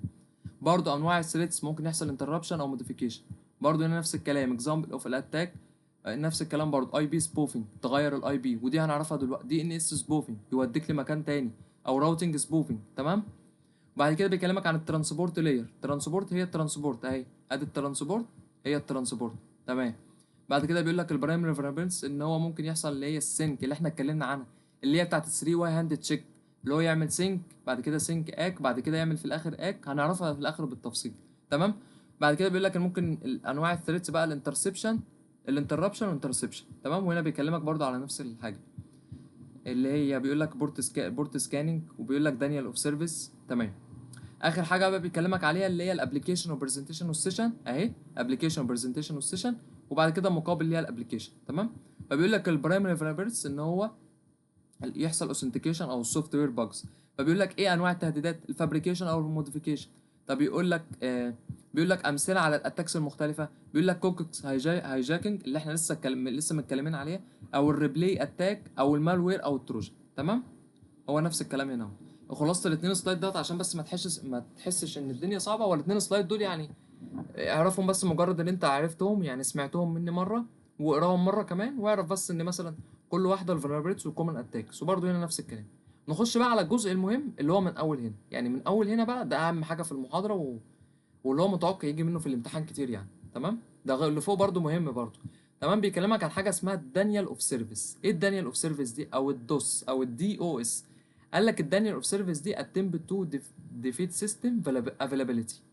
لان دي ممكن تيجي في الام سي كيو او في الترو فورس. يجي يقول لك مثلا الدي او اس هل هو شغال على ايه، الافيلابيلتي ولا الانتجريتي ولا الكونفشناليتي؟ لا، الدي او اس شغال على الافيلابيلتي. دي الجمله دي مهمه جدا. تمام، فالدي او اس بيشتغل على حته ان هو يعطل النظام بتاعك، يوقف لك الافيلابيلتي. تمام، هو بيقول لك ان مش لازم السيرفر يقع، لا، ممكن يبقى بطيء، ممكن مثلا يعني المشكله ابقى قد ايه باقي من القدره بتاعته، زي ما احنا كنا اتكلمنا فوق ان هو بيتكلم من حته الهاو ماتش. تمام، فبيقول لك ايه الاسباب اللي ممكن تسبب لك في ان الخدمه تقع. اول حاجه اسمها الفوليومتريك. بص بركزوا بقى معايا من اول هنا، لان احنا هنا هنعرف اسماء حاجات وتحت هنشرحها بالتفصيل، ودي المتوقع ان احنا نتسال عليها. تمام، انت مش هيجي مثلا تسالك مثلا في الحاجات اللي هي دي، لان الحاجات دي ممكن مثلا يكون في حاجات ما اتشرحتش بالتفصيل. يعني مثلا حاجه زي الستوكس نت دي، او مش عارف زي دي، لا، انت بس مجرد تعرفها. لكن بقى الحاجات اللي هنا دي اللي هي بتتذكر هنا دي وهتتذكر بالتفصيل تحت، دي اللي ممكن تتسأل فيها، وارد جدا. فاول حاجه بيقول لك ايه الاسباب اللي هي تسبب لك السيرفيس لوس، او اسباب اللي تسبب لك ان الخدمه تتقطع. فاول حاجه بيقول لك الفوليومتريك او الفورودنج. يعني ايه؟ يعني انت من الاخر بتغرق السيرفر بريكوستات كتير. يعني مثلا انا عندي السيرفر اهو، واقعد اديله ريكوستات كتير قوي، اقعد اديله ريكوستات كتير. فانا بعمل ايه؟ اكن بعمل فيضان من الريكوستات. فبيقول لك امثله عليه حاجه اسمها البينج اتاك، وهنعرفها حالا بالتفصيل. بينج اتاك دي يعني ايه؟ يعني انا اقعد ابعت بينج كتير، كتير قوي، والسيرفر يجي يرد ما يقدرش يقاوم البينج دي. يعني مثلا اقعد ابعت له 50 بينج مثلا، ويقعد يقعد يرد على واحده واحده واحده واحده. فالسيرفر كده هيتعب، والسيرفر هيقع اصلا. تمام، فانا كده بعمل ايه؟ انا بحاول اوقع السيرفر. تمام، تاني حاجه اسمها السمورف اتاك. ايه السمورف اتاك دي؟ بيقول لك اللي انت بتبعت البينج لعنوان مثلا برودكاست ده ان هو بيوزع على اكتر من ديفايس. تمام، فكل الاجهزه دي تروح مبوظه لك الفيكتيم بتاعك، وهنعرفها دلوقتي بالتفصيل. يعني اعرف بس ان في حاجه اسمها سمورف اتاك وحاجه اسمها البينج اتاك. الاثنين دول مهمين. الاثنين دول شغالين على ايه؟ ان هو يعمل لك لوس اوف سيرفيس، يوقع لك الخدمه. شغالين على الجزء الفوليومتريك، جزء الفلادنج، جزء اللي هو انت بتعمل حاجات كتير تخليهم يبقى من الاخر بيكلمك عن الضغط، اللي انت بتعمل زي ضغط كده. تمام، تمام. تاني حاجه بيقول لك الابلكيشن بيزد اتاك. انت مش بتضرب الشبكه، لا، ده انت بتضرب الابلكيشن نفسه، بتضرب السوفت وير نفسه. فبيقول لك اهوت، بيقول لك سبيسيفيك سوفت وير او سيرفيس. يعني مثلا مديك مثال، بيقول لك ان وقت وفاه مايكل جاكسون في الجوجل سيرش ناس كتير جدا بتبحث. يعني مثلا وقت وفاه مايكل جاكسون، فالناس مثلا دخلت سيرش هل هو مات ولا لا، فناس كتير دخلت تبحث، فهو حصل ايه؟ ناس كتير بتبحث، فالسيرفر حصل له ضغط، فحصل عليه لخبطه. فانت شغال يعني ايه؟ انت ضربت جزء السوفت وير. تمام، فالفرق ان انا فوق في الفلودنج كنت شغال بضغط على الشبكه، بعمل ريكوستات كتير. تمام، لكن هنا في الابليكيشن انا بضغط على السوفت وير، بضغط على الابليكيشن نفسه. يبقى كده دي اول حاجه. بعد كده الابليكيشن دي. تالت حاجه ديسيبل كوميونيكيشن. ديسيبل كوميونيكيشن يعني من الاخر اقطع الاتصال. يعني مثلا كوميونيكيشن كده سواء كان لوجيكال او فيزيكال، تعمل كات او ديسيبل. تمام، يا اما تقطع الكابل، يا اما لوجيكال توجه الداتا بشكل غلط. او هو مديك مثلا، او دي برضه هنعرفها كمان شويه، دي ان اس سبوفنج او كاش سبوفنج، بواسنج معلش. تمام، هي دي ان اس سبوفنج تقريبا اللي مشروحه تحت بالتفصيل. دي ان اس سبوفنج دي من الاخر ان انت مثلا، انا كيوزر دخلت مثلا كتبت على في اليو ار ال مثلا، كتبت حاجه معينه، فهو بيقول لك ايه؟ بياخد اليو ار ال دوت يبوظه ويعمل لك ريدايركت لانكوركت ادرس. يعني مثلا انا مثلا كتبت جوجل، فهو بدل ما يودينا على جوجل يودينا على اليوتيوب. فهو عمل لي ايه؟ عمل لي ريدايركت، وداني المكان تاني انا ما كنتش عاوزه اصلا.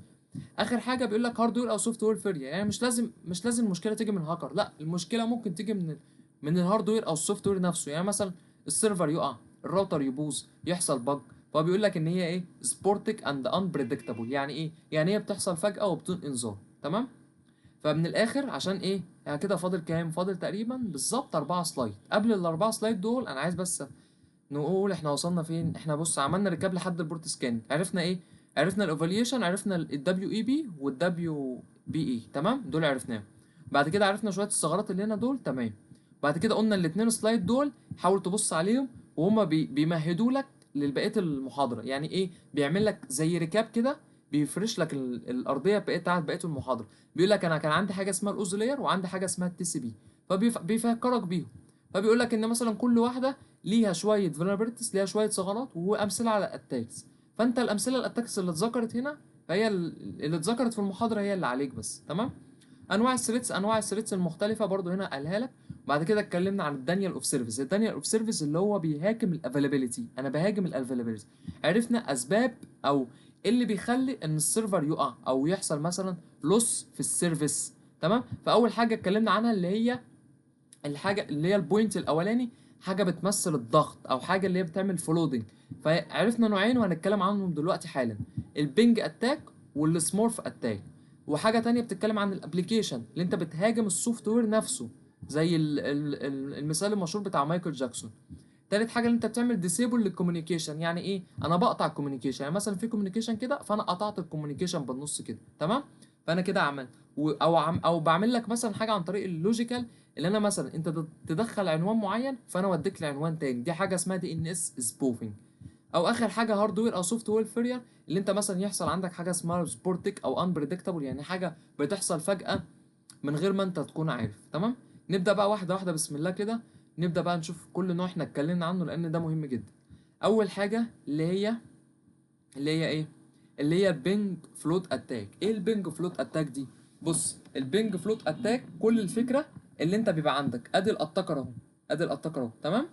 ادي الاتاكر قاعد على الجهاز اهو، وادي الفيكتيم، ادي الضحيه اللي هو الحاجه اللي انت عاوز تعمل عليها اتاك.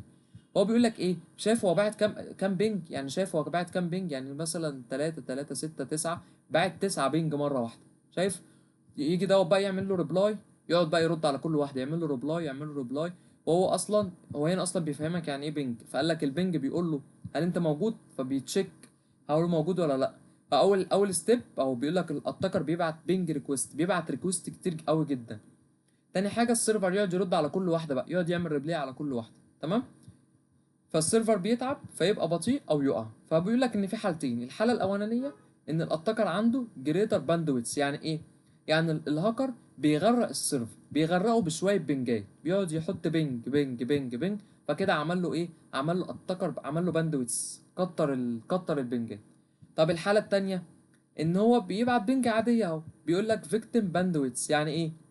يعني انت عندك الهجوم قال اهو، بيقول لك ان الفيكتيم عنده جريتر باندويتس. يعني ايه؟ يعني الريبلاي يبقى مثلا بيقول لك ان الهجوم اقل شويه، لكن لو هو العدد كبير هيقع برضه. من الاخر برضه هي نفس المشكله. تمام. بس هنا الحاله الاولانيه ان الاتاكر عنده عدد كبير جريتر باندويتس. الحاله الثانيه ان الفيكتيم عنده جريتر باندويتس، ان الفيكتيم بيبقى عنده ريبلاي كتير. تمام. هنا الريبلاي كان قليل، لا هنا الريبلاي كتير. هنا البنج كتير، هنا البنج قليل. فمن الاخر بيقول لك ان البينج اتاك بيقول لك انت بتشتغل من خلال البينج كوما. تمام. ديزاين تو ريكويست ريسبونس تو اتسيلف هوست ريتشابل، يعني الهوست اللي انت عاوز توصل. ده كل ما يخص البينج فلوت. او بيقول لك الخلاصه اهو، انت بتعمل ضغط مباشر على السيرفر بتاعك. طب ايه بقى السمورف اتاك ده؟ السمورف اتاك دوت بيقول لك الفكره الاساسيه، بدل ما الاتاكر يهاجم لوحده. هنا بص، هنا الاتاكر اهو الراجل شغال لوحده يا عيني بيهاجم السيرفر ده. لا ده هو بيروح يجيب اجهزه تانية تهاجم معاه. بيعمل ايه؟ بيخلي الشبكه كلها تهاجم. يعني ايه برضو؟ اول حاجه الاتاكر اهو بيبعت للوكيشن ده. شايف اللوكيشن اللي هو 1.1.255 ده؟ بيقول له فروم 9.9 اللي هو الاربع تسعات دي، بيقول له الراوتر ده. فالراوتر دوت يروح للاجهزه دي، راح للديفايس ده وللديفايس ده وللديفايس ده وللديفايس ده اهو. بيقول لك الاتاكر بعت بينج باكت. تمام. فهو عمل ايه؟ عمل حاجه اسمها برودكاست ادرس. برودكاست ادرس يعني لكل الاجهزه اللي موجوده في الشبكه عندك. فهو بيبعت هنا لكل الاجهزه. فتروح الاجهزه تعمل ايه بقى؟ تعمل حاجه اسمها سبوفنج، تخلي ان الاي بي هو الضحيه. يعني ايه؟ مش احنا كنا عاملين من 4 9؟ لا ده هو هنا بقى هتعكس. يعني شايف من الديفايس ده هيودد الاتاك على الاربع تسعات دي. شايف الاربع تسعات؟ تو الاربع تسعات. فكل الاجهزه ترد على الضحيه دي اللي هي الفيكتيم دي. تمام. فقال لك جهاز واحد اللي هو ده اللي هو الاتاكر ده خلى ايه؟ خلى 100 جهاز يهاجموا الضحيه بتاعتك. فهو ليه اسمه سمورف اصلا؟ ليه سموه سمورف؟ قال لك سموه سمورف لانه قال لك ان هو شكل ايه؟ اكنك عندك جيش صغير كده، ادي الاجهزه الكتير اهي، ده الجيش بتاعك اهو بيهاجم الفيكتيم دي. تمام. هو قال لك هو سمورف اتاك، قال لك سوفيستفايد فيريشن اوف ذا بينج فلات. قال لك ان هو عن عكس البينج فلات ان هو بيستخدم اكتر من جهاز، يعني ان هو بيهاجم الضحيه دي. بيقول لك الاتاكر برضو بيبعت بينج اتاك للنتورك برودكاست دي اللي انت توزع على اكتر من ديفايس. تمام. وكل ماشين تعمل ريبلاي للفيكتيم. فالخلاصه بتاعت السلايد دي اللي احنا اتكلمنا عن حاجتين، اتكلمنا عن البينج فلاد والسمورف اتاك اللي هم كانوا ايه؟ اللي هم كانوا اول بوينت دي اللي هي مختصه بالفلادنج. تمام. فهو قال لك البينج فلاد، قال لك الهاكر بنفسه هو اللي بيبعت الريكوست. تمام. فقعد هنا بعت بينجات كتير اهو. ولكن في السمارف الهاكر بيخلي الشبكه هي اللي تبعت، يعني يخلي الاجهزه دي هي اللي تروح بعت. تمام. ده كده اللي هي انواع الدي او اس اتاك ستايل. عرفنا البينج وعرفنا السمارف اتاك. نخش على نوع تاني اسمه ايه؟ اسمه الايكو تشارجنج. ايه الايكو تشارجنج ده بقى؟ بص، الايكو تشارجنج دوت كل فكرته اللي انت بتعمل زي لوب. ايه بقى اللوب دي؟ بيقول لك بص، بيقول لك انا عندي مثلا فيكتيم ايه اللي هو الضحيه الاولانيه، وعندي فيكتيم بي. تمام. انا عاوز بس افهمكم يعني ايه تشارجن ويعني ايه ايكو. ايه تشارجن اصلا ويعني ايه ايكو؟ بص تحت هي مكتوبه تحت اهي. معنى كلمه تشارجن دي يعني انت بتعمل جنريت لمجموعه ستيم اوف باكتس. تمام. فهو بيقول لك ايه التشارجن دي؟ يعني البروتوكول بيولد داتا. تمام. بيطلع ستريم من الباكتس، بيطلع شويه باكتس. تمام. طب ايكو، كلمه ايكو دي البروتوكول بيقول لك بيرجع الداتا اللي استقبلها. يعني ايه برضو؟ اهو الايكو بيعمل ريتيرن للداتا اللي هو استقبلها عشان يوديها للسند. يعني من الاخر التشارج دي بيعمل ايه؟ بيطلع لك شويه باكتس. طب الايكو بيرد عليه، بيرد على الباكتس دي. طب تعال نشوف كده بقى المثال ده. فالهجوم اهو بيقول لك ان الهجوم ازاي بيحصل. هو هنا شرح لك المثال، انا عاوز بس اشرح لكم على دي الاول. بص، انت عندك اول حاجه الفيكتيم ايه ده اهو. تمام. فهو عمل ايه؟ قال له اعمل لي تشارج من الباكت ويز ايكو بيت اون. يعني ايه؟ يعني اعمل لي جنريت لمجموعه من الباكتس. تمام. اهو عمل تشارج. فيروح دوت ردد عليه قايل له ايكو، عمل له ايكو وات يو جاست سيند تو مي. يعني ايه؟ انا هرد عليك، هعمل ريتيرن للداتا اللي انت بعتها اللي هي بتاعت التشارجن دي. تمام.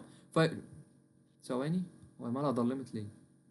ثواني، هتشتغل دلوقتي. ماشي. بص الايه دوت عمل تشارج، فراح ايكو دوت رد عليه بايكو.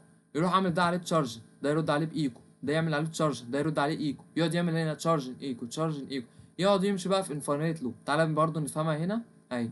هنا اشرحها لك بالتفصيل. هو كل ما اعمل زوم بقى يعمل. طب خلاص مش هعمل زوم، اشتغل. ماشي. بص تعالى، انا تقريبا كنت اخليه يشرحها هنا اهي. بص اهو اول حاجه بيفهمك يعني ايه تشارج. قال لك التشارجن، قال لك هو برنامج او بروتوكول بيعمل ايه؟ بيعمل جنريت للداتا. يعني انت تبعت له ريكويست يقعد يفضل يطلع لك باكت كتير، بيختبر قدره الشبكه بتاعتك. طب الايكو بيرجع اي داتا استقبلها، يعني انت تبعت له حاجه يرجعها لك زي ما هي. تمام. فالمشكله فين؟ قال لك ان اتنين. تعالى بقى نشوف اللي هي اللوب دي، الماليشيا سايكل اللي هي اللوب دي. فبيقول لك اول حاجه بيعمل حاجه اسمها انيشيشن. قال لك اول حاجه بيعمل انيشيشن، قال لك ان الاتاكر بيعمل انيشيت ان تشارجن بروسيس فيكتيم. يعني ايه؟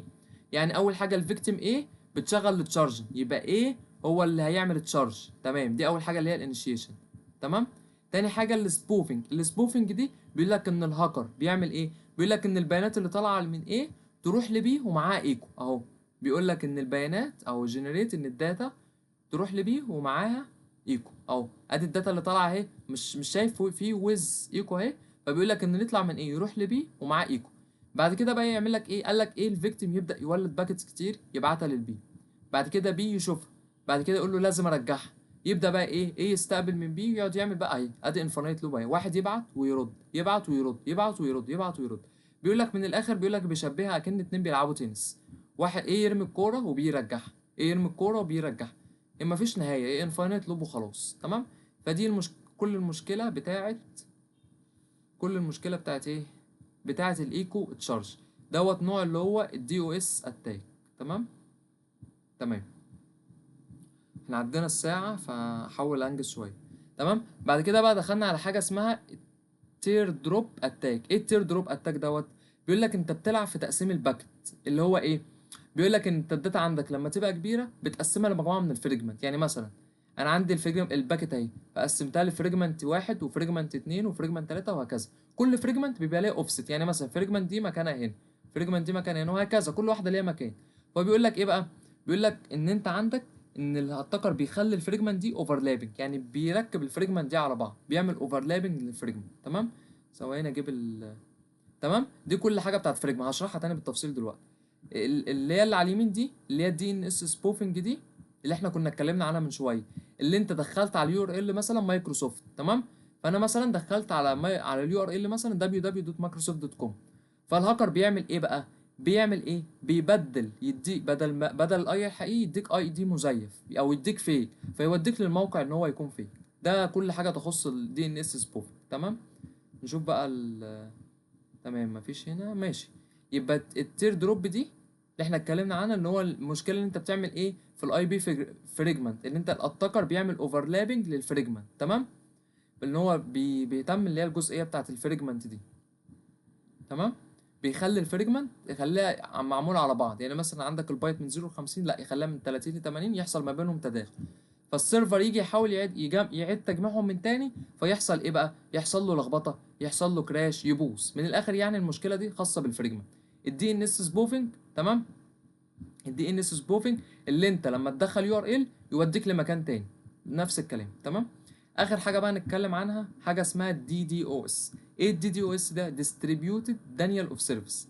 بص، الدي دي او اس دي بيقول لك ايه؟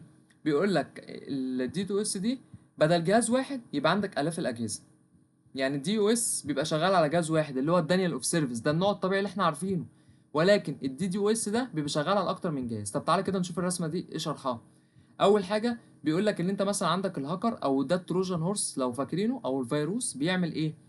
بيخلي الاجهزه اللي عنده، شايفين الاجهزه دي اتحولت لاجهزه مصابه بوتس. تمام. بيحولها لمجموعه زومبيز اهي، بيحولها لمجموعه زومبيز. تمام. فالهاكر بيقول لهم هيجوموا دلوقتي، فكل الاجهزه تضرب سيرفر. يعني مثلا اكنك واقف هنا اهو، عملت دول كلهم تحت سيطرتك انت، فانت خليت دول يهاجموا على الفيكتيم ده. تمام. فكل الاجهزه تضرب السيرفر. برضو هنا نفس الكلام، الرسمه دي برضو نفس الكلام. ادي الاتاكر اهو، بيقول لك التركيب، ادي الاتاكر عندك، الاتاكر اهو فوق. تمام.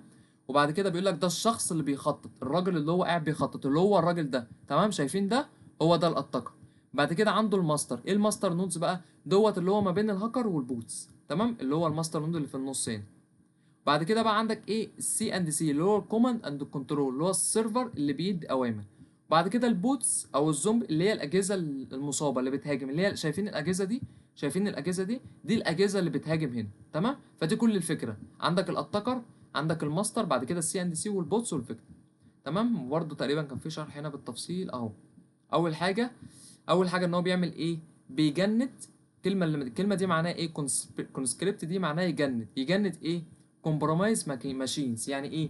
يعني الهاكر بيجمع جيش من الاجهزه، يجمع الاجهزه دي او يجمع جيش من الاجهزه، والاجهزه دي اسمها بوتس او زومبيز. بيقول لهم ايه بقى؟ بيختار فيكتيم، يعني بيختار ضحيه. انا بختار ضحيه. تمام. وبعمل ايه بقى؟ بهاجم الضحيه دي، يعني بيحدد الهدف بتاعه، بيخلي كل الاجهزه تضرب الضحيه دي. تمام. نفس الكلام برضه هنا برضو بيوضح لك حته اللي هي البوتنس دي، ان الاجهزه بيبقى عليها المالوير او الفيروس بتستقبل الاوامر وتنفذ الهجوم. تمام. بيبقى التحكم ريموتلي عن بعد. تمام. زي اوفن جو انديتكتد. بيقول لك اللي احنا مش بنحس بيها او انديتكتد، مش بنحس بيها ليه؟ لان انت بتستخدمها بجزء بسيط من الجهاز، والجهاز بيشتغل بشكل طبيعي. يعني جهازك ممكن يكون بيحصل عليه اتاك وانت مش عارف. تمام. بيقول لك ان الاتاكر بيستخدم مالتيبل لاير، يعني الاتاكر مش بيتواصل يعني شايف الاتاكر فين وشايف الفيكتيم فين؟ ده في لايرز في النص اهي، شايف اكتر من لايرز. ليه؟ لان ده صعب جدا. بيقول لك لو مسكت بي او تي مش هتعرف توصل للهاكر من الاخر. يعني بيقول لك اللي انت عندك اكتر من لاير بيخلي الديفيكالت اللي انت تعمل تريس، اللي انت توصل للهاكر هنا. شايف اللايرز دي كلها؟ تمام. بيقول لك برضو حلم حته اللي هي ريدندنسي بيلت ان، يعني في نسخ احتياطي. تمام. يعني مثلا اللي هي كوماند اند كنترول، يعني مثلا لو واحد وقع التاني يكمل. تمام. فخلاصه الدي او اس دي ان الهاكر بيكون ايه؟ بيكون اجهزه، فالاجهزه دي بيتحكم فيها عن بعد، تمام؟ فبيهاجم الضحيه بتاعته او الفيكتيم اللي هو الهدف بتاعه، فبيعطل الخدمه، تمام؟ اخر حاجه بقى، معلش على الاطاله يعني، هي المحاضره انا عارف المحاضره طويله.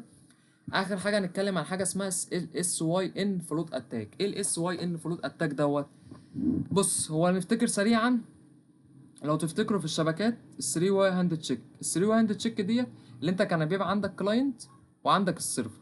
فالكلاينت كان بيروح يعمل ايه؟ بيقول له سن، بيقول له انا عاوز افتح اتصال، فبيروح يبعت له سن، تمام؟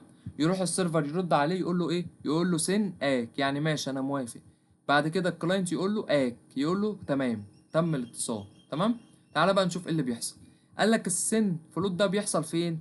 بيحصل في الاك، يعني بيحصل لما انت تيجي تقول له الاك اللي هي الاخيره دي. فقال لك ان اول حاجه بيقول لك ان الاتاكر بيبعت سين باكيتس كتير، يعني هو بيقول لك ان الاتاكر بيكريت سين باكيتس وذ فيك ادرس، يعني بيخلي الاي بي بتاعك فيك، تمام؟ فالسيرفر بيرد بسين اك عادي، ولكن هو بيبعته لمين؟ خلي بالك ده الاي بي ادرس فيك مزيف، تمام؟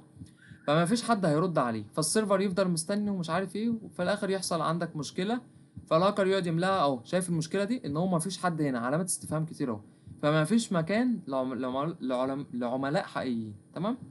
وبرضو تعال نجيب برضو الشرح ليها بالتفصيل، ماشي؟ اهو هنا بقى الشرح بالتفصيل دي اخر حاجه. بيقول لك ان السين فلوت دوت نوع من الهجمات اللي هي الدي او اس، بيخلي السيرفر مش قادر يخدم الناس، تمام؟ اهو بيقول لك ان هي نوع بيخليه مش قادر يخدم الناس.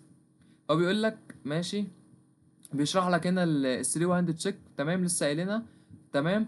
اهو بيقول لك ان الاتاكر بيكريت ايه؟ بيكريت حاجه اسمها السيم باكيتس وذ فيك اي بي، تمام؟ الاتاكر بيبعت ايه؟ بيبعت الاس او ام، بس خلي بالك بيحط فيك اي بي، تمام؟ فالهاكر يبعت ايه؟ يبعت باكيت كتير اس واي ان، تمام؟ فالسيرفر بيرد عادي، مش انت اول ما بتبعت سن بيرد عليك بسن اك؟ خلاص هيرد عليه بسن اك، بس خلي بالك هو بيبعته لايه؟ بيبعته للفيك اي بي، تمام؟ فالفيك اي بي مفيش رد اصلا، فالسيرفر مستني اك مش هيجي بعد وقت طويل، مش هيجي. ففي مكان اسمه الباك لوج كيو، قال لك السيرفر بيحتفظ بالحاجات دي في المكان اللي هو اسمه الباك لوج كيو ده. فالهاكر يملاه سن يقعد يملاه سن كتير كده، فما يجيش حاجه، تمام؟ فبيقول لك ان هو بيعمل اكسكلود للريسورس، بيستهلك الرام والسي بي يو والكونكشن، تمام؟ بس كده. يعني من الاخر بيقول لك انت دخلت مطعم مثلا، الناس مثلا حجزوا الترابيزه، عملوا سن اللي انت تفتح الاتصال تعمل سن، المطعم يقول لك اتفضل سن اك، الناس تقوم تمشي، فالمطعم يفضل مستنيهم، الترابيزه محجوزه، فكده مفيش مكان، فكده المشكله بقى ايه؟ سببت ان انت ايه؟ السيرفر عندك سببت مشكله للسيرفر، تمام؟ ده كان اخر حاجه في المحاضره دي. انا عارف ان المحاضره دي يعني المحاضره دي رخمه شويه والمحاضره دي طويله، بس يعني لو انا حاولت في الفيديو ان انا اوضح كل حاجه، ولو هتلاحظوا انا عملت ريكاب كتير، يعني الحاجات اللي فوق دي حاولت اعدي عليها كتير، والجزء اللي تحت ده برضو يعني حاولت اوضحه، يعني حاولت اعمل كل اللي عندي لانه هيوضح ان شاء الله، بحيث ان الدنيا تكون بالنسبه لكم بسيطه. وبرضو يعني افتكر ان انت عليك السعي بس، تمام؟ مش مطلوب منك اكتر من كده، تمام؟ فانت اللي عليك ان انت تذاكر المحاضره وتسمع الفيديو، والامتحان بقى يجي زي ما يجي، والمحاضره تيجي زي ما تيجي، يعني عادي، يعني مش اخر الدنيا يعني، تمام؟ ان شاء الله تكون المحاضره بسيطه، واتمنى ان انا اكون حاولت اسهلها عليكم، لان انا عارف ان المحاضره دي انا لما جيت اذاكرها في مصطلحات اصلا كتير، انا اول مره اشوف المصطلحات دي، تمام؟ يعني المصطلحات كانت كتير، يعني كتير كتير قوي يعني، والانواع الاتاكس دي كتير. فان شاء الله يعني اكون حاولت اسهلها عليكم، وبالتوفيق ان شاء الله. السلام عليكم ورحمه الله وبركاته.